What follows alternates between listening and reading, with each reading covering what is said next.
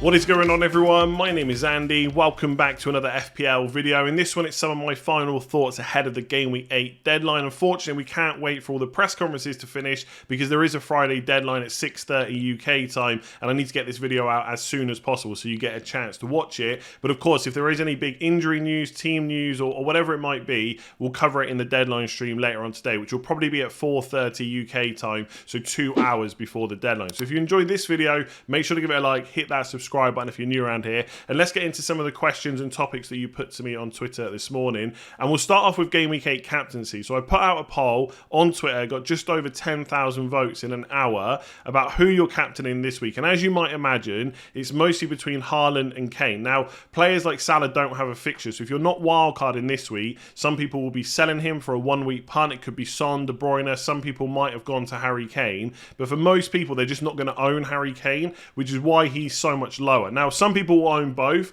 and still go with Haaland, but I suspect if we polled the people that do have Haaland and Kane, the numbers would be much closer together. But I don't think you need to be panicking, right? I think Leicester at home is a good fixture. I wouldn't be too concerned about Spurs' performance in the Champions League. And look, everyone had a week off in Game Week 7. Maybe Brendan Rodgers has drilled that defensive side of Leicester so well this week and, you know, in the time off and in training that they'll actually be decent. But I highly doubt it. So I can see at least kind of 2 or 3 goals for Spurs, and if they're going to get that many, Kane is definitely going to be involved. So could he get 2 attacking returns this week? Quite probably. I wouldn't necessarily go out of my way to bet against Haaland. He is also a great captaincy option this week. Some people have talked about a rest. I don't know at what point we're just going to trust that he's going to start every week. Obviously, I still have him down as a little tiny bit of a risk, and certainly not as nailed as Kane, but I'm not worried about Haaland starting this week. I know it was Wednesday Champions League game, and then they're playing in the 12:30 kickoff on Saturday, and we've heard managers complain about that before. Pep has, Klopp has, etc. The turnaround isn't great, especially if you've got to go and travel and stuff like that, but I don't think it's a big deal. Pep said a few weeks ago, look, Haaland's 22, not 32. His recovery is pretty good, so I don't think a start is really the question. It's how many minutes is he going to be on the pitch for? Could it be one of those games where he gets brought off after 60, 65 minutes? But I think we just have to go with the pattern so far, and that is he stays on the pitch until the job is done, and then he gets brought off. If he needs to play for 90 minutes because they're chasing the game or they're only drawing and they're trying to win, he'll stay on the pitch. If it's 2 or 3-0 after 60, 65 minutes, then comes the risk that he's going to come off no matter how many goals he's scored. So yeah, I think just going back to captaincy quickly, I think Haaland is a great option this week. He'll probably be my captain. If I own both, it gets a little bit trickier. And if you do genuinely think it's close between them, then you can take it one of 2 ways. You either go Haaland because you don't want to take the risk, or you go for Kane because if it pays off, that's an even bigger increase in overall rank. So I think if you've got both, I don't think it's the worst week to go against Haaland. It's a home game for Kane, a little bit of extra rest as well. Leicester have been really poor so far this season, and Wolves maybe have been a little bit better, I would say, defensively than Leicester. So if you're going to do it, this is one of the weeks where you could go against him. I think another week is Game Week 11, but we'll discuss that down the line. In terms of other options, I get why people like Mitrovic.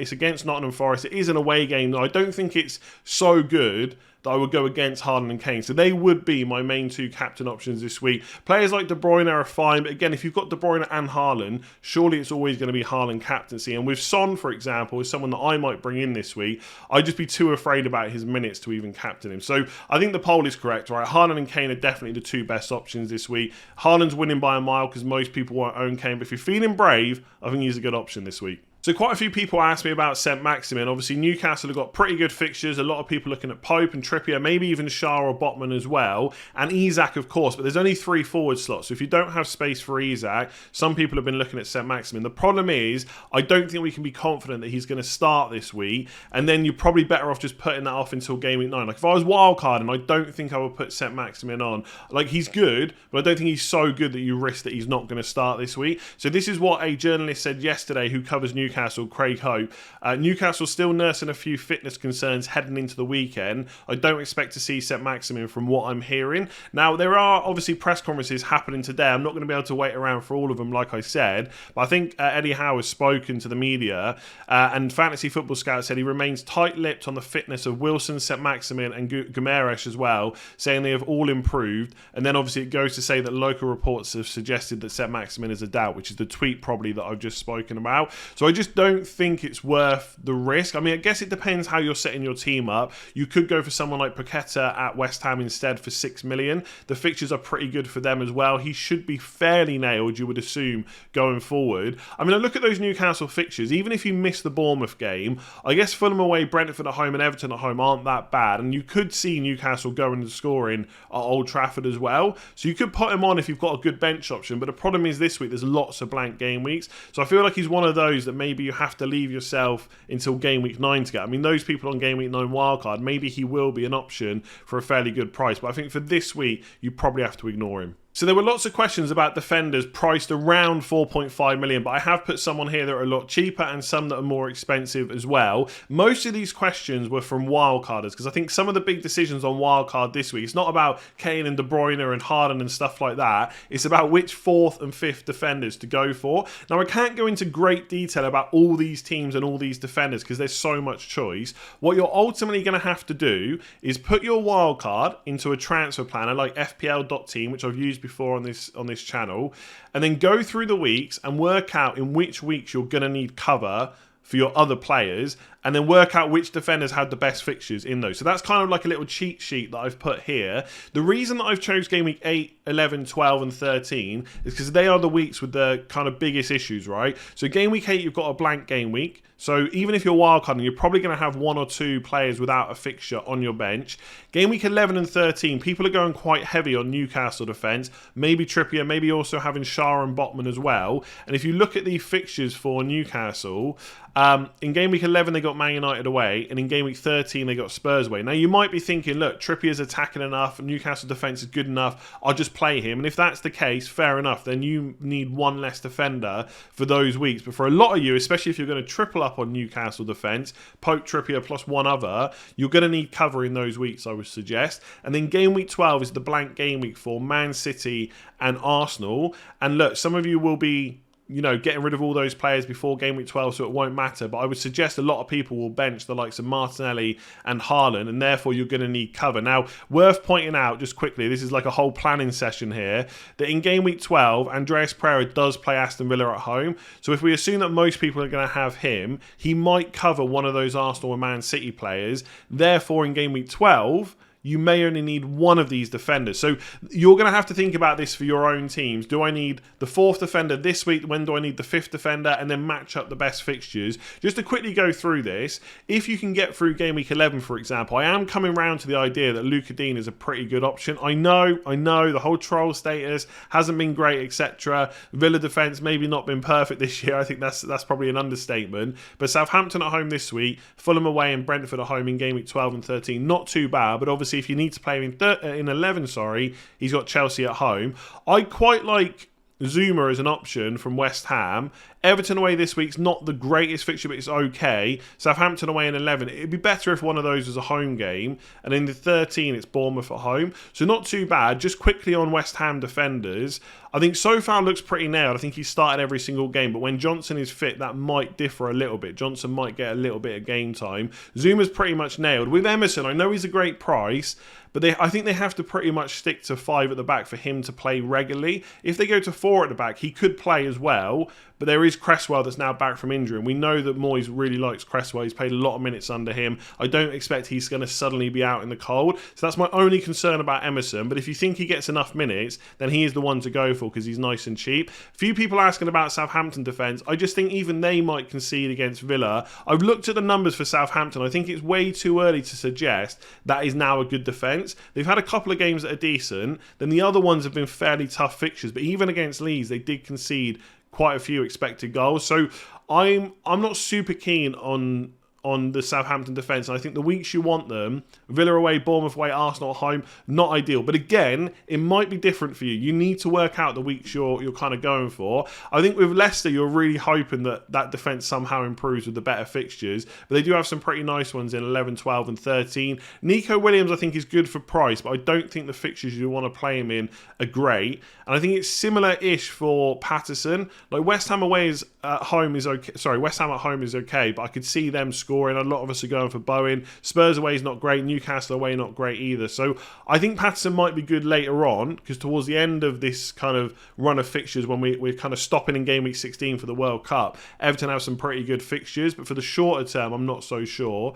Collins at Wolves, look, awful fixture this week, but Forest at home, Palace away, and Leicester at home in 11, 12, 13. That ain't bad. So I kind of like Collins. Then you've got the Spurs defenders if you don't want to go for Perisic, Dyer and Romero, a little bit more expensive, but they do have some pretty nice home fixtures in this run. A lot of people liking Crystal Palace. I don't mind them either, but just one home game in the 4 that we're looking at. And then Brentford, I just think Arsenal at home, Chelsea at home, Villa away, not great. So my favourite ones are probably Luka Dean, West Ham defender. I kind of like Collins, and I also kind of like Leicester defence as well. But like I said, it's really going to depend when you need them. So use this as a cheat sheet and then kind of work backwards. When do I need them? Who's the best option? So I'm going to assume, maybe incorrectly, this is probably another wildcard question. I've seen a lot of people discussing whether to go for Harry Kane or Kevin De Bruyne. Now we can keep the question nice and simple. Who do I think is the better option this week out of Kane and De Bruyne? Harry Kane. Who do I think is the best option between Kane and Saka and De Bruyne and Isak? Still Saka and Harry Kane, right? Because I think if you look at the premium attackers,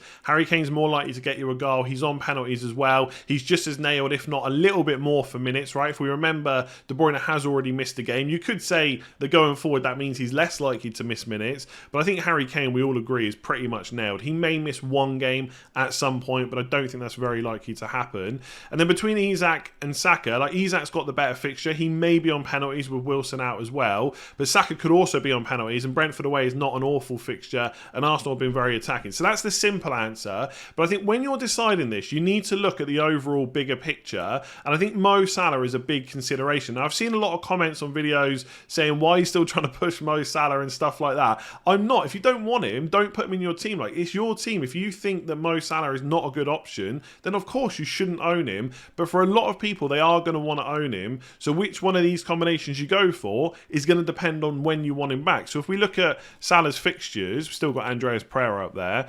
So do you want him back for these 3 fixtures? I would agree, right? If you're going to go without Mo Salah, this is the time to do it. A blank game week, Brighton at home, which could be a decent fixture, right? Liverpool always good at Anfield. This is now a Brighton without Graham Potter. I don't expect them to just capitulate and be awful, but they might be slightly worse without him there. I don't think they're going to forget everything they learnt under him in just a couple of weeks, though. Then Arsenal away. Look, I wouldn't mind playing Salah in that game, but it's not a captainable game. You're going to go for Haaland against Southampton at home anyway. And then obviously Man City's tough, but these fixtures are pretty good. So, like, pretty much up until game week 12 to 16, I would want personally Mo Salah in my team. So when I'm thinking about these combinations, I want to know how quickly I want to do it, and also how many transfers it's going to take. If you go the De Bruyne route, De Bruyne could absolutely outscore Kane this week. I would put money on Kane being the better option, but it's 1 week, you never know. Then you switch De Bruyne straight to Salah in game week 9. There's going to be a lot of people that want to do that. If you're happier to go without Salah till game week 12, or just to get rid of him completely, then I think Kane and Saka is the better way to go. There's quite a few midfielders that look good right now. The same can be said for the forwards as well, of course. But I don't think having Harry Kane blocking the likes of Tony or Isak, if we assume most people are going to go Haaland and Mitrovic, is that bad of a thing. And in game week 11, Kane also plays Everton at home when Liverpool play Man City. So I think Harry Kane's a really good option. And I think if you wanted to go from Kane to Salah, you could do that in game week 12, as long as you got 2 free transfers. In which case, again, coming back to a bigger overall picture, you need to make sure when you wildcard that you're not banking loads of transfers. Oh, I have to make a transfer in 9 and 10 and 11. Oh, now I need to go Kane to Salah. That's an extra 2 transfers. Now it's a hit. I know people throw things around like, well, just take a few hits here and there. But if you can plan ahead to not do that, that's even better, right? So, again, simple answer for me is Kane is better than De Bruyne for the next few weeks, I would say, and definitely for this week. But you need to think about overall, when do you want Salah back? And if you don't, even if you don't want Salah, what do you do with Kane around game weeks 12 onwards? Are you happy to keep him? Do you want to switch somewhere else? You really need to think about your plans if you're on a wildcard, not just for this week, but for the following weeks as well. So lots of people on wildcard probably thinking about this one. Is it worth having Saka on wildcard for game week 8 and then switching to Maddison next week? I think a lot of this depends on how many other transfers you've also got booked in. If you're thinking about doing Saka to Maddison in game week 9, then a different transfer in game week 10, then another transfer you've already pre-planned for game week 11, I think that gets a little bit tricky, because as soon as something comes up that you haven't planned for, you're in a tricky situation, and then you might have to start taking hits as well. So I would probably argue that having Maddison and not having to use a transfer in Game Week 9 is probably a little bit better. I know it doesn't look great this week because having Maddison versus Spurs away is not as good as Saka against Brentford away, but if it saved me a transfer, I may look to start with Maddison instead. One other thing to think about is Zaha, right? So for some people, I've seen them starting with Saka and Zaha. In my personal opinion, you should be starting with Saka. If you're going to do the transfer anyway, right, if you're going to pre-plan one, start with Saka and Maddison because they've both got fixtures this week, and next week Saka has got Spurs at home, which is just as good as having Zaha against Chelsea at home. And then in Game Week 10 you can look to do that Saka to Zaha switch and then hopefully roll a transfer in Game Week 9 and then just continue to roll, and you've already got Maddison in your team from 9 onwards where the fixtures are good. And look, he hasn't got the greatest fixture this week, but at least he plays. So if you're thinking of having Maddison and Zaha down the line and Saka is someone you want this week, I would just start with Saka and Maddison. If Zaha's not part of the conversation, I think you can also make a case to start with Maddison if you've got other transfers pre-planned. If you can go through Game Week 10 without doing any transfers, then I don't mind Saka to Maddison, but I wouldn't personally go in with a Game Week 8 wildcard with transfers planned every single week, especially when you've got a blank with Arsenal and Man City to deal with as well. So should I take a hit if I already have 2 free transfers and can play 11 players but not entirely happy with the squad? So it is going to come down to the quality of the players, not the number of the players, which basically ties in with the question where you're not happy with that squad, right? If you're having to play players like De Silva and Harrison Reed, they're not likely to get you more than 1 to 2 points. But whether you should take that hit depends on what your next move is. So next week in Game Week 9, if you're looking to wildcard, I would try and limit the hits where you can. If you've got non-playing players, that's a little bit different. But if I had 11 players, one of them was Harrison Reed, and I'm wildcarding next week, I don't know if I would take the hit. But then again, it is going to depend on who you can bring in. I know this is an extreme example because the prices are so different. But if you could bring in like a Saka or a De Bruyne or a Bowen or something like that for a hit to not play Josh De Silva, I'd maybe be tempted by that even if I was wildcarding next week. If you're not wildcarding because you've already used it or you're trying to save it until Game Week 13, which could be a good option as well, then again, if you're bringing in a player that's much better than the quality of the player you've got, let's say it's a Harrison Reed again, and they're good for the next few weeks as well, I think again you can justify that hit. But if you're wildcarding next week, you've got 11 players, one of them is not great in Harrison Reed or De Silva, I wouldn't go out of my way to take hits because you're going to wildcard next week. You just hope for a little bit of luck this week. So nice and simple, what are my thoughts on Fofana? And I've got to be honest, I don't know if I would put him in a Game Week 8 wildcard. Now, there's 2 things to look at, right? One is the fixtures and whether it's worth doubling up, because we assume that most people are going to go with Reece James because of that attacking upside. And then the other side of it is he going to get enough minutes under Graham Potter, or is there a risk of starts, right? Because I think most of us assume when he came in, he's only 4.4 million, great value for Chelsea, and he's going to play a lot of minutes as right centre-back under Tuchel. But that first team sheet has got me a little bit worried for Potter. Now, it's a little bit frustrating whether you're wildcarding in Game Week 8 or 9 because you're not going to get to see any more Chelsea games before having to make that decision. But if we look at how he lined up, he played a 3 at the back system, very similar to what he did at Brighton. Instead of Trossard on that left side, he had Sterling. So Chilwell wasn't even in the team. And where did Cucurella play? He played left centre-back, where he has played a lot under Potter. I think most people look at last season and think, well, Cucurella played a lot of minutes and Potter was playing 3 at the back, therefore Cucurella, great wing-back. But if you go and look at the times he actually played left wing-back, it wasn't that often. It was either as left-back in a back 4 or a left centre-back in a back 3. That is where he played the most. And the fact that Potter knows him and he can play that role really well, and he is possibly just going to implement a very similar style to what he did at Brighton, means Cucurella could get a lot of minutes at left centre-back. We're then going to assume that Thiago Silva, when he's fit, plays a lot because he's probably Chelsea's best defender. So then you've got one slot at right centre-back for Fofana or for Koulibaly. Now, you could think that Fofana's just going to play a lot and maybe Cucurella misses out so Koulibaly plays there. But I think there's enough risk there that I'm not sure I would put him in on my wildcard or even look to transfer him in for Game Week 9. And if you think about the double up with Reece James, I'm not sure how good Chelsea's fixtures are. Now, I do expect them to be very good defensively under Potter, and because of that, at 4.4 million, he's still incredible value if you think he's going to play. But if you look at these fixtures from 9 till 16, which is obviously when the World Cup happens and we get unlimited transfers, there's a lot of away games. Palace away, Villa away, Brentford away, Brighton away, and Newcastle away. Now, of course, they could get some clean sheets there. Palace maybe, Villa possibly, Brighton as well. Who knows how they'll be without Potter there. They've only got 3 home games. One of them's Arsenal, not great. One of them's Man United, not as bad, but still not great. And then Wolves at home. So I look at 9 to 16, and I say this as someone that really wants Reece James.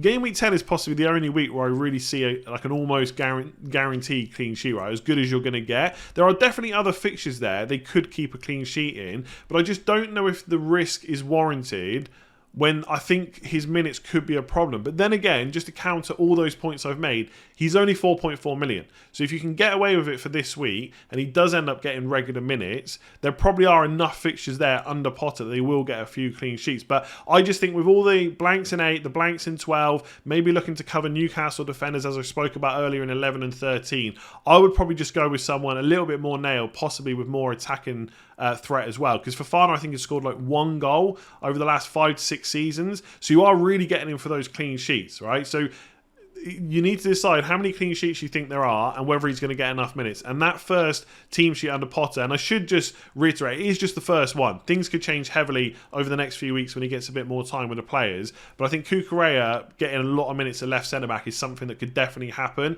And therefore, there's a lot of centre-backs to play in central and right centre-back spots. So I think that would put me off enough, essentially. I said it was going to be simple. It took a little bit longer than that, but I probably wouldn't go for him. So lots of questions about the free hit. Is a free hit necessary to use this week with the blank game week? A lot of people looking at using free hit instead of wildcard as well, which I do think is a little bit crazy, but I'll tackle that question in a minute. So I think when you use words like necessary, things are very team dependent in game week 8. Some people have got 1 free transfer, some people have 2, some people have a wildcard, some people don't, some people have got like 7, 8 players missing, some people only have 1 or 2. There's no one size fits all solution to how you approach game week 8. So you're gonna have to look at your own team and make the decision based on that, not what other people are doing. I think if you're down to like 3, 4, maybe 5 players, and you've only got 1 free transfer, so you'd have to take a lot of hits, and you like your team from game week 9 onwards. And that's important, right? Because remember, when you use the free hit, you're going to get your team back as it was at the start of game week 8, back for game week 9, right? So that's worth remembering. If you're happy about that, maybe you could use the free hit. But if you're in a position where you can get away with not using it, I would try and avoid it, because in the second half of the season, not only are we going to have more blank game weeks, which aren't necessarily more important than this one, but we don't necessarily know how they're going to happen. We'd also be able to plan our free hit around it, and we might even use it for a big double game week as well. I think it's just more important, if you can, to try and save it. But there will be some people out there that need to use it this week. In terms of like if you haven't got a wild card and you've got like 7 or 8 players, I would be more tempted to take a few hits and sort that team out for this week and the next few weeks, right? Again, if you've got 3 or 4 or 5 players, bit different. If you've got the wild card, I see pretty much no reason to use the free hit this week, because it's such a useful chip for later on in the season, whereas the first wildcard has to be used by game week 16. So if you're using the free hit and delaying using your wildcard, you need to have a real good reason of why you're doing that, and an expectation that you're going to earn a lot more points by doing it. And I would suggest for most people you're not. Like if you look at my team, for example, if I free hit this team instead of using my wildcard, I get this team back in game week 9. So I've still got Edison in goal.